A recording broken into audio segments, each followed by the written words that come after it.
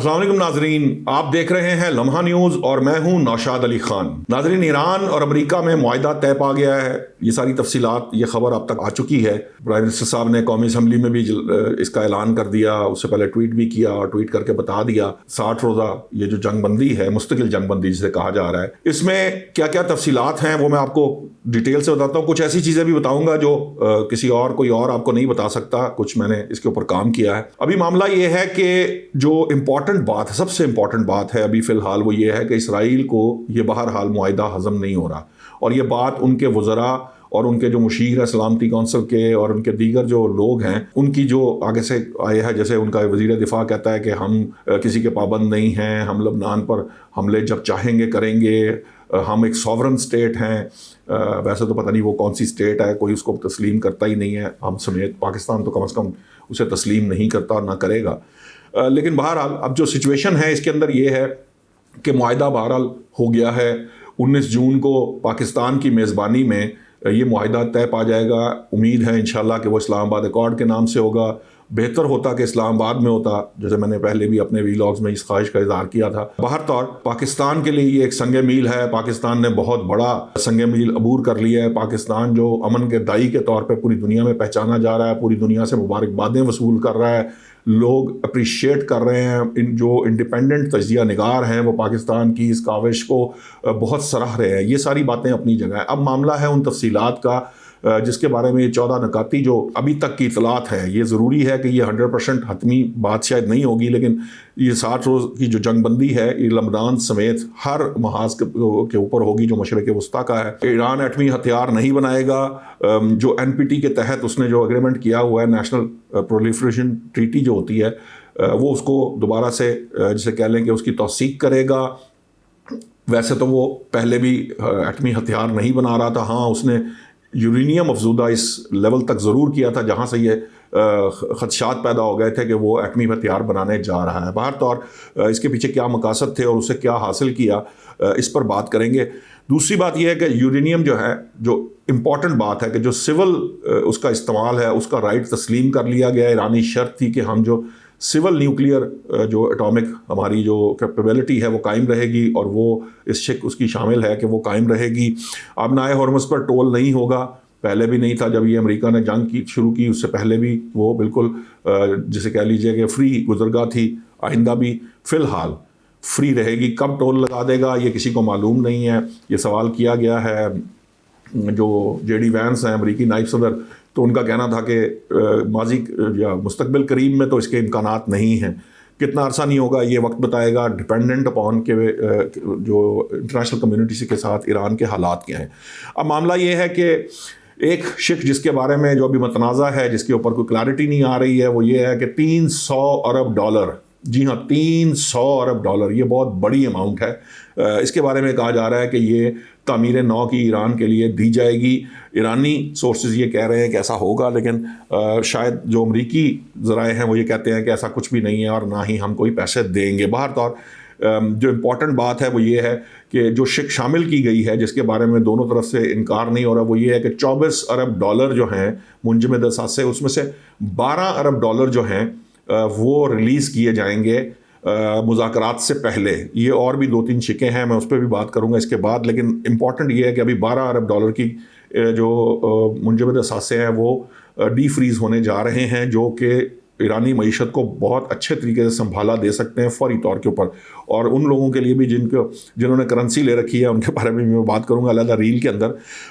जो मामलात हैं कि जो बहुत बड़ा एडवांटेज ईरान को मिल गया है वो ये है कि ये 60 दिन का जो मुज़ाकराती दौर होगा, इसके अंदर वो तेल बेच सकेगा। यानी जब वो अपनी तेल की आलमी कीमतों के मुताबिक तेल बेचने की पोजीशन में होगा तो उसकी इकॉनमी को बहुत बड़ा सहारा मिलेगा और ईरान के अंदर बहुत माशी खुशहाली आ सकती है। तीसरा जो मामला है कि जो एक और बड़ी अहम बात है जो ईरान मनवाने में कामयाब हो गया है वो ये है कि ईरान के दाखिली मामलात में अमेरिका मुदाखलत नहीं करेगा। ये बड़ा अहम पहलू है, क्योंकि ईरान के अंदर आपने देखा कि उनकी क़यादत जो है उसको तहत एक कर दिया गया, उनको ख़त्म कर दिया गया, और फिर इसके अलावा उन पर जो भी हमले हुए इसकी भी गारंटी होगी कि आइंदा वो हमले नहीं करेंगे।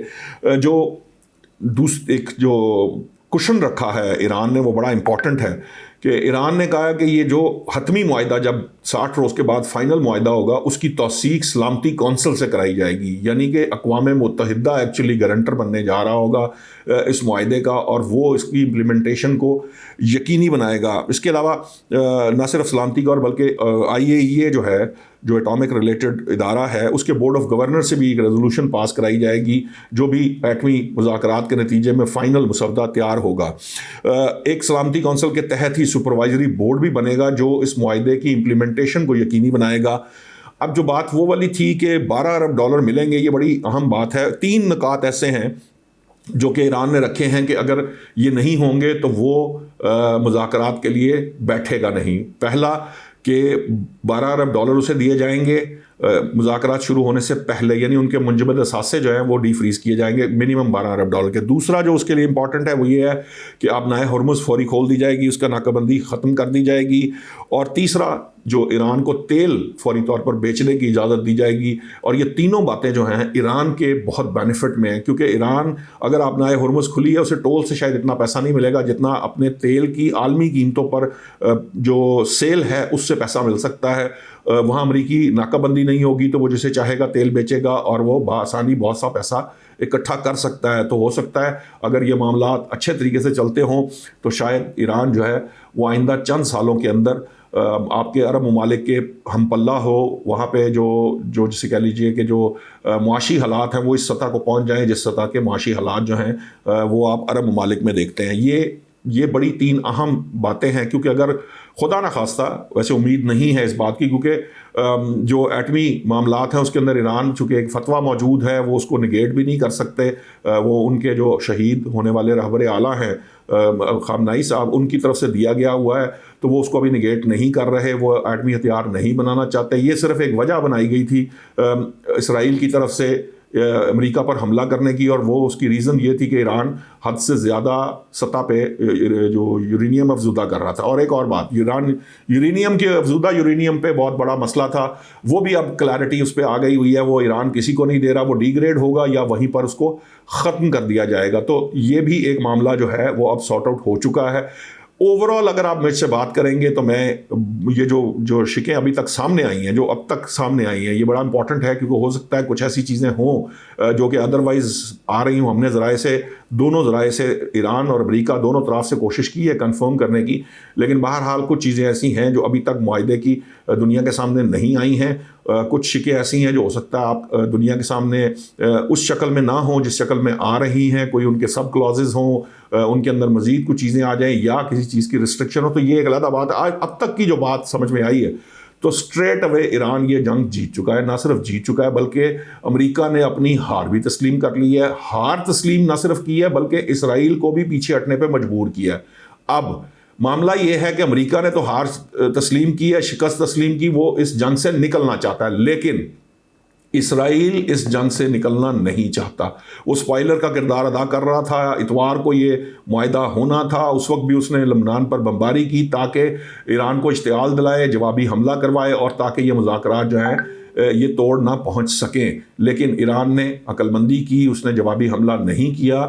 اب معاملہ یہ ہے کہ وہ یہ اشتعال مسلسل دلاتا رہے گا، تو ایران کو بڑی بردباری کے ساتھ بڑی عقل مندی سے آگے بڑھنا ہوگا، کیونکہ یہ جو اپرچونٹی پاکستان نے، یہ بہت اہم بات ہے کہ پاکستان نے یہ جو اپرچونٹی ایران کو بنا کر دی ہے، ایرانیوں کو تو خیر اپنی آنے والی تمام نسلوں تک پاکستان کا جو مقروض رہنا چاہیے، قرض دار رہنا چاہیے اور ان کی رسپیکٹ کرنی چاہیے، کیونکہ UAE کے تعلقات پاکستان کے ساتھ خراب ہوئے۔ عرب ممالک بھی جو ہیں وہ کچھ سعودی عرب، قطر اور ترکیہ تو خیر اب نہیں ہے، لیکن عرب ممالک اور چند ممالک مسلم ممالک جو ہیں وہ اگرچہ پاکستان کی رسپیکٹ کرتے ہیں، کیونکہ جو پاکستان نے بات سمجھا دی تھی کہ اسرائیل نے یہ حملہ اس لیے کروایا تھا کہ ایران عرب ممالک پہ حملہ کرے اور یہ آپسی جنگ کے اندر، یعنی عرب ممالک اور ایران کے درمیان جنگ شروع ہو جائے، اس سے پاکستان نے بچا لیا۔ تو ایران کو ایکچولی آج ایران سلامت ہے تو اس کی واحد ریزن جو ہے وہ پاکستان ہے۔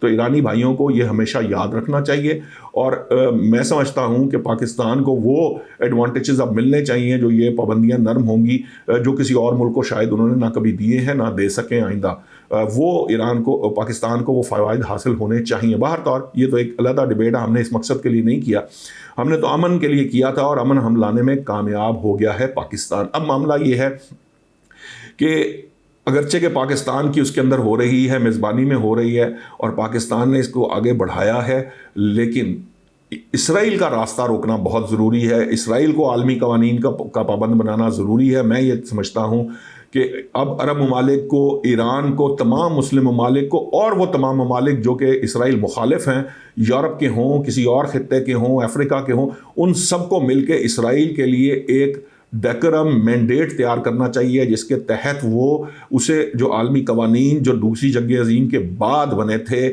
اس کو ٹوٹنے سے بچانے کے لیے، اس سسٹم کو بچانے کے لیے اس کا پابند بنایا جائے۔ روس بھی یہی چاہتا ہے، چین بھی یہی چاہتا ہے، پاکستان بھی یہی چاہتا ہے، یورپ کے بہت سے ممالک یہ چاہتے ہیں۔ تو بہتر یہ ہے کہ ایک ایسا مشترکہ لائحہ عمل تیار کیا جائے جس سے اسرائیل کو اس کے واپس اپنی اوقات کے مطابق اس کو واپس بھیجا جائے۔